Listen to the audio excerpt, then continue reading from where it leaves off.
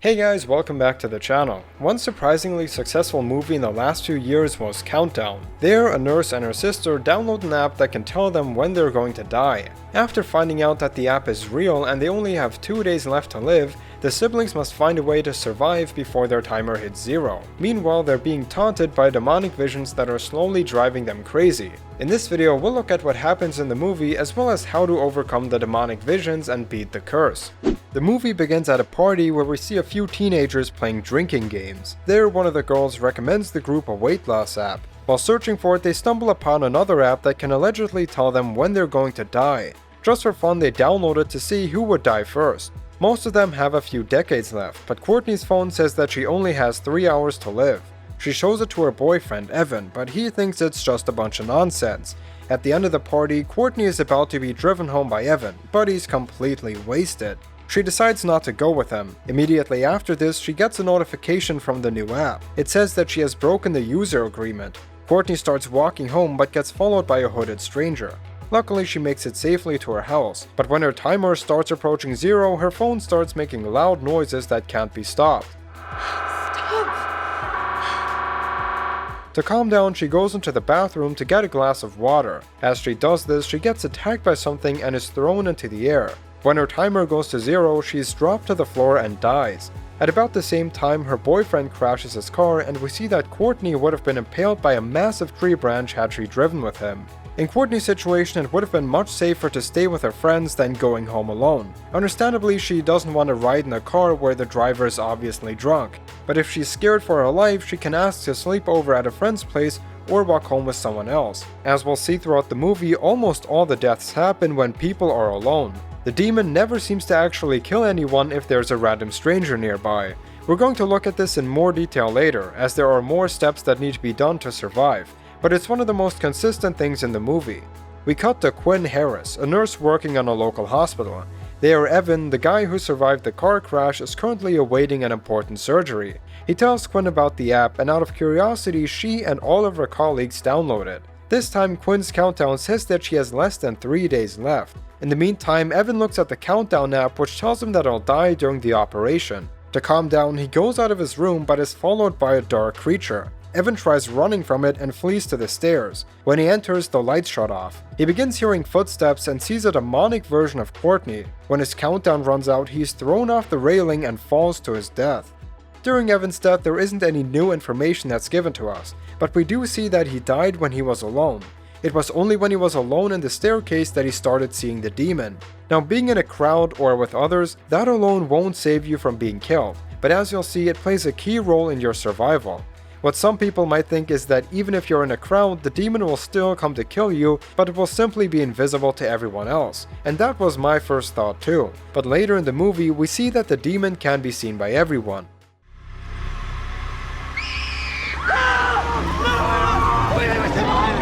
This is a scene towards the end of the film where the being approaches a group of people, and this character over here doesn't have the countdown app, yet he can see the demon as well, so it's visible to everyone. Upon hearing the news that Evan died, Quinn is surprised to see that the app accurately predicted his death. She tries looking at his phone to get more information, but it's locked. And the way the phone is opened is one of the strangest things I've ever seen. It says complete the circle to unlock, and Quinn interprets this as the phone needing a fingerprint to open. So she goes into the morgue and finds Evan's dead body to get his fingerprint. Then she requires a face scan to gain access to his phone. Okay, what is she doing right now? If you're doing Face ID, you can't hold it half an inch from his face. And she's holding it over his forehead. From that angle, all the camera sees is his eyebrows. You can't hold it like this. You hold it like this, like a normal person, not like this. When she unlocks it, she sees that his countdown has reached 0. Seeing this, she cancels her plans for the weekend. She was supposed to go out with her younger sister, but the app tells her that this is the exact time that she dies, so she doesn't want to go. After she cancels it, her phone too says that she has broken the user agreement. She sees this while walking down an empty corridor. Then while passing an open room, she sees the outline of the demon.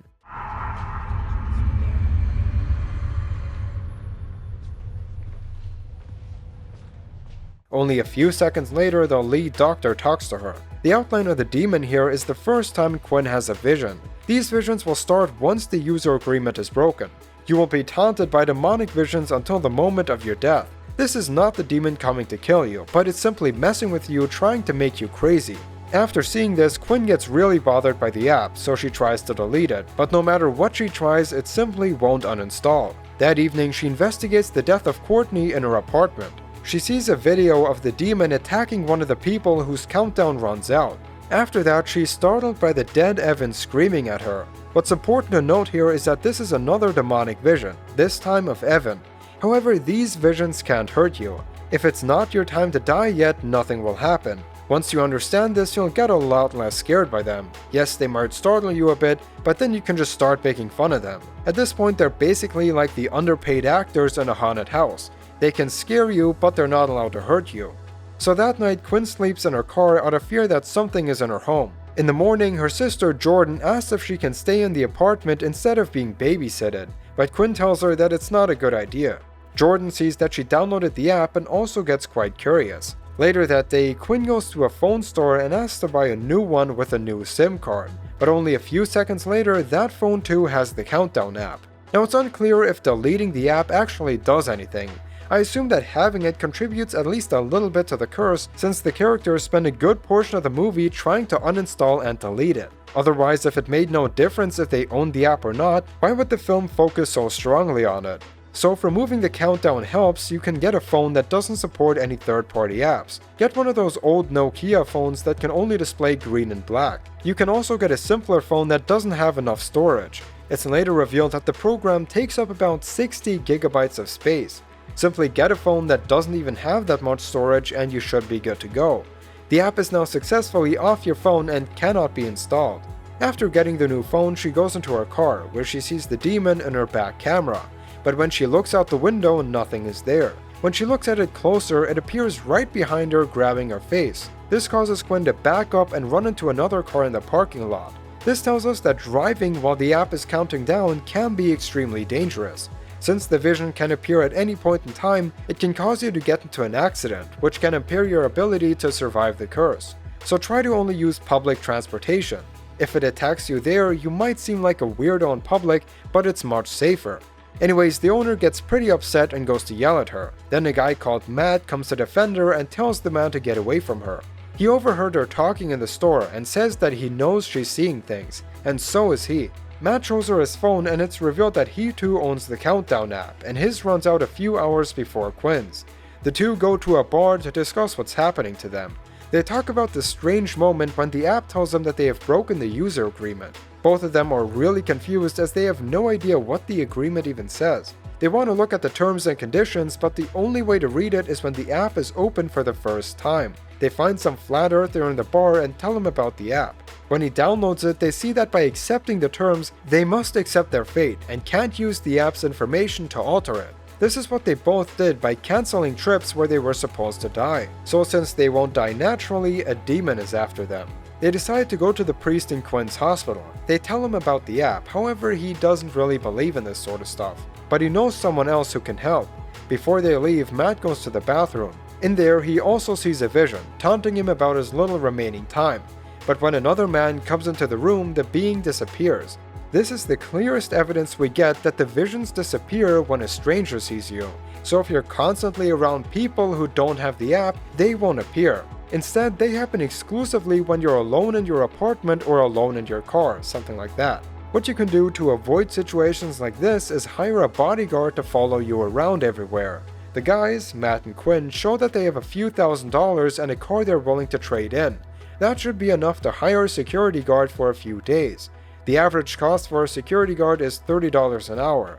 $30 an hour times 24 hours times 3 days is $2,160, which by overdrawing their credit cards and selling the car, they can scrap together. You don't even need to get a good security guard, since they only have to take care of a fake demon that disappears once a stranger approaches. The toilet situation is a little tricky, since they can't stand in front of the urinal for you.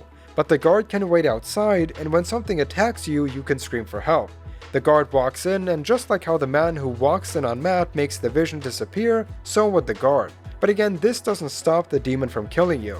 This is only effective against the creepy visions. However, if your timer runs out, you'll still die, because it's not the visions that kill you, but the demon. Quinn and Matt decide to go to the other priest that was recommended to them. They find him in the back of a local church eating all the Body of Christ chips. They ask him if he believes in real-life demons, and he does. He looks through a few religious texts and finds a story that is very similar to theirs. It's about a prince who needs to lead an army into battle. Looking for help, he goes to a gypsy woman and asks if he will survive. She gives him a piece of paper with a number on it. The woman tells him that it's the exact time he will die, but he can't use the information to save himself. The prince looks at the number and determines that it's during the battle he's supposed to be in. Out of fear, he sends his younger brother to war instead. However, the brother doesn't die and surprisingly wins the battle. The gypsy woman then tells the prince that now a demon named Ozan will track him down and torment him until he dies. The priest tells the two that he believes that this app is a modern version of that curse, and if he could only see the source code of the app, he will know for sure. Quinn tells him that she knows someone who can hack into the app. They go back to the repair store and ask the owner to hack it. He tells them no, but after bribing him with their credit cards, he accepts. He looks into the app's code and sees everybody's countdown, including Quinn's younger sister Jordan's, which runs out a few minutes before hers. Among all the timers is some Latin, which they take a picture of. Derek also shows them that he can simply increase the timer by adding any number of years to their countdown. They all increase their timer by a reasonable number of years. Thinking they have beaten the curse, they decide to go home together to talk about what has happened. Once they fall asleep, all the lights go out. In the middle of the night, Quinn hears someone outside their door. She tries waking up Matt, but he seems to be sleeping too tight. The footsteps keep approaching and eventually the door opens, but instead of it being some stranger, it's Matt himself. Quinn then notices that the arm around her is not really Matt's, but a demon's. She gets attacked by it, but when Matt intervenes, it disappears. They get a notification on their phone and see that their countdown went back to what it was. All the years Derek added are no longer there. Now their method of changing the timer actually seemed to work, but only for a short time. The movie shows that it takes at least a few hours for their timer to update to go back to what it was, so there is something they can try. Quinn and Matt can ask Derek to do the exact same thing and increase their timer a short period before the countdown runs out. Since we see that it takes quite a while to update and display the correct time, by the time the countdown app shows their real timer, it would already be past 0. This is crucial because Father John later tells them that you only need to survive 1 second longer than what the countdown app says in order to survive. The method I just outlined is of course not guaranteed. I mean, let's be honest, nothing in this video is, but it's at least worth a try.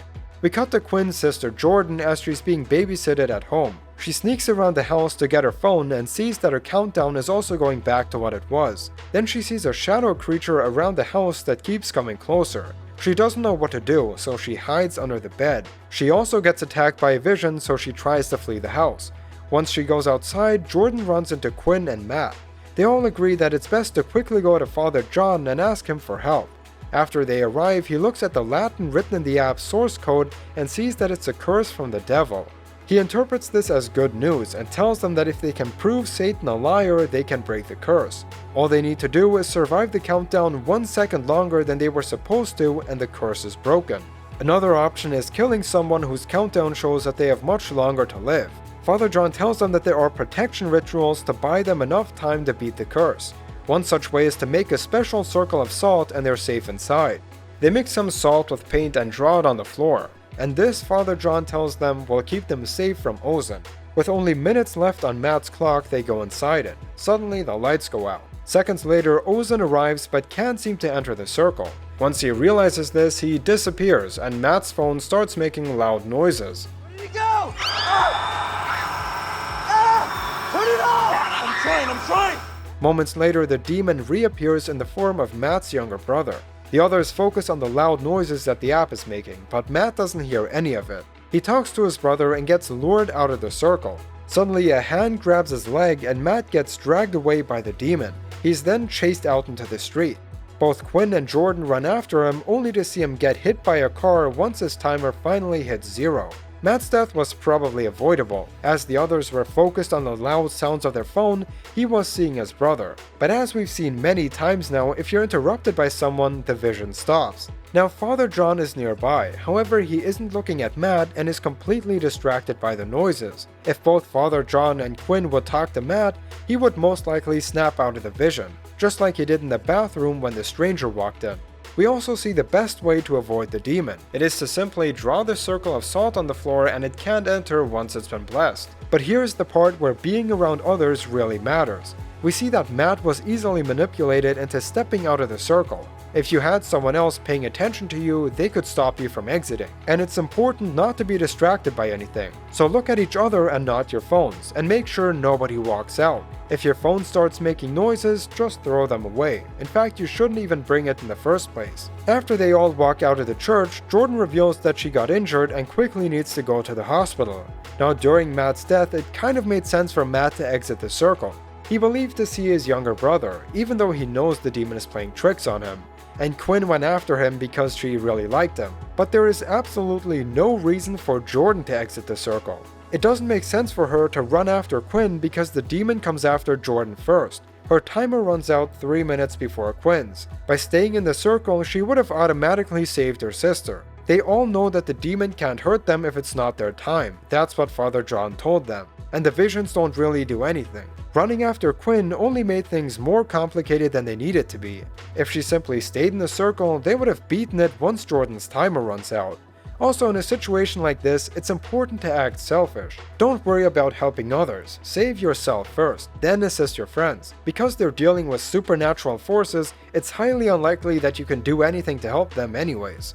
So they arrive at the ER and get Jordan fixed up, but there is no more time to get back to John's church. Quinn then gets the idea to kill one of the lead doctors who has been harassing her ever since she started working there. He also has the app, and the timer says that he has a few decades left, meaning that if he's killed before his clock runs out, the curse is disproven just as much if Quinn would survive 1 second longer. She lures him into a closed-off wing of the hospital and attacks him. But before she can kill him, the demon protects the doctor so that she can't win. With their time running out, they see that killing the doctor isn't an option. Then with only a few seconds left on Jordan's clock, Quinn injects herself with a lethal amount of morphine. Her goal is to die a few seconds early to disprove the curse and save Jordan. Once the drug starts taking effect, the demon turns into a cloud of dust and falls apart. They've beaten the curse but suffered a big loss. Jordan then walks over to her sister and sees that she should inject her with something called Narcan, which counteracts the morphine overdose. After doing this, Quinn wakes up and appears to be alright. They survived only 2 seconds before Jordan's death.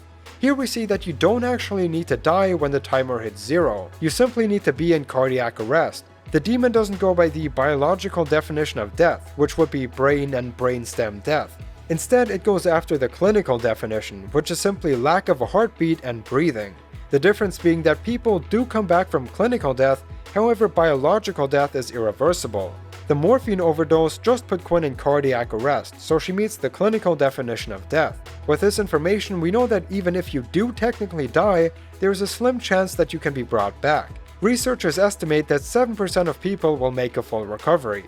Since Ozan will only put you in cardiac arrest and count that as death and then leave, there is a chance you'll survive.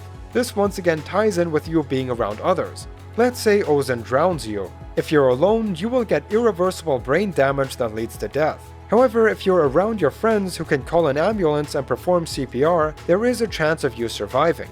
In Ozan's eyes, you technically died because you're in cardiac arrest, so his job is done, but you can still come back.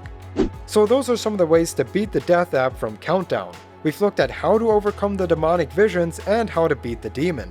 As always, let me know if I missed anything. I hope I get to see you in the next one. Bye guys.